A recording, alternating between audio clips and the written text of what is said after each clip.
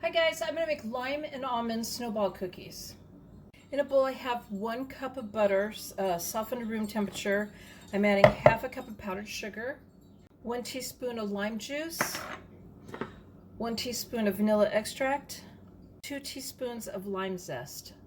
And mix this on medium speed till it's nice and smooth and combined. In a bowl I have 1 cup of graham cracker crumbs, and I'm adding 2 1/4 cups of all-purpose flour. 1/4 teaspoon of salt.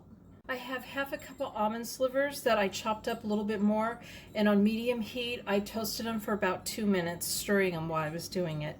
I'm going to add that to this now, and I'm going to mix this and combine it.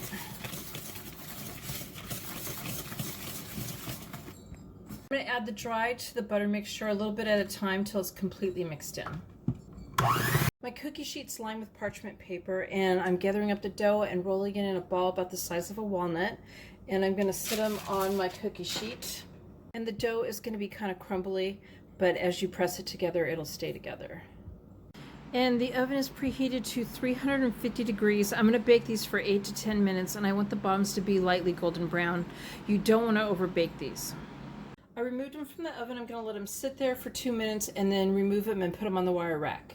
I have 1 cup of powdered sugar, and while they're still hot, I'm going to roll the cookies in it and put it back on the cooling rack. And when the cookies are cooled, I'm going to roll them in the powdered sugar one more time. So there's my lime and almond snowball cookies. I hope you guys like this video. Please give it a thumbs up and subscribe to my channel, and thank you guys for watching.